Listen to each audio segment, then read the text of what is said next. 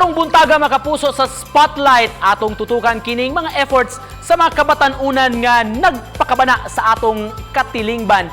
Miumol ni sila og grupo gitawag nga Visayan Youth Matters. Mihimo ni siya og lain-lain nga mga advokasya labi na kabahin sa atong panglawas. Makauban nato ang ilang founder si Chris Bael. Good morning Chris, welcome sa programa. How are you this morning?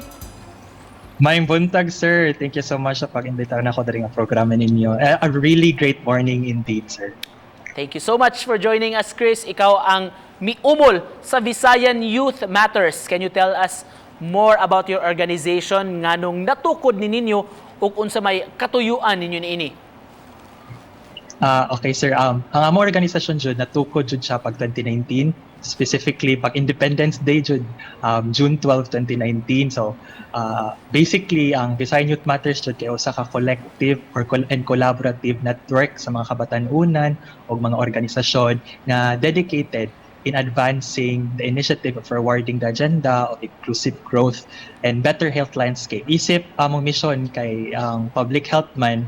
So, bisag nagpandemya, wala dyan siya nakapugong sa among grupo na among i-realize among mission o among vision isip o sa ka-organisasyon. So, katong pag-pandemic, karon nga COVID-19, nagdusok mig mga programa to address COVID-19. Specifically, we had two programs, Education kontra COVID-19 o Project of Aid. So, si Education kontra COVID-19, kay mo ni siyang programa kung asa among gi-educate, among gi-edukar ang mga communities bahin sa COVID-19, kung unsang COVID-19, unsaon paghugas og kamot, pag-usaon paggamit sa face mask, o kanisiya, usa ni siya ka brochure na Bisaya. So, aside from educating them, ipanghatag ni siya para ilang mabasa. So, nakaabot mig mga 10,000 households. Napod ang Project of Aid kung asa among i-prioritize ang pag-address sa mental health sa mga kabatan-onan. Chris, admittedly, kitang tanan mo agree gud ani nga ang mga kabatan-onan, ang youth kun ang backbone. Of course, pag-asa sa atong nasod, ikaw isip usa ka youth leader unsa nimo pag tabang nining Kawsa pag educate sa mga kabatan-onan labi na kini mga nahisalaag ang Dan, Chris. Sa mga kabatan-onan na lulong sa droga, na himong nag-substance abuse, cause alcoholism, kinahanglan jud sila proper rehabilitation. It's a public health issue in the very beginning. So dapat gyapon nato siyang tukion as a health issue jud balag krimen siya tan-awon sa atong balaod. In relation ani atong Filipino Youth Day, ug isip ikaw usa ka youth leader, Chris, unsa yung pag-encourage sa mga fellow youth pagtabang sa advokasya nato, pagpreserbar sa atong nasod, sa atong gimahal nga Pilipinas.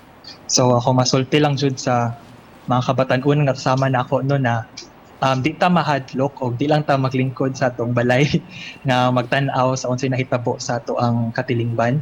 Isip ko sa kabatan-onan dako kay tag mabuhat. Sama-sama organisasyon na proven namo na dako jud matabang ang mga kabatan-onan, especially sa usa ka field na like health, na kasagaran nga mag-participate kay mga medical professionals. Ang kabatan-onan daghan po kay energy, daghan po kay ideas para makatabang sa komunidad, mga buhat o mga programa na pwede i-partner sa mga established na mga institutions para makatabang pa sa komunidad. In closing, Chris, doon na kay gustong i-share nga message sa atong mga viewers sa buntaga. Usa lang siguro na let's not lose hope sa itong mga kabatan-onan. Common kay siya nga statement nga atong ipangsulti nga ang kabatan-onan kay ang paglaom sa nasod, pero tinuod jud na siya. Hatagan lang jud nato og platform og oportunidad ang mga kabatan-onan. Sama nako na mutabang sa komunidad ug atong paminawon ninyo pod kung unsa mo mga ideas. All right, with that magpasalamat sa migdako sa imong pag-uban kanamo karong buntaga pagpaambit sa inyong Kawsa alang sa community. Makapuso si Chris Bael. Salamat kay Chris. Thank you kayo, sir. Thank you kayo.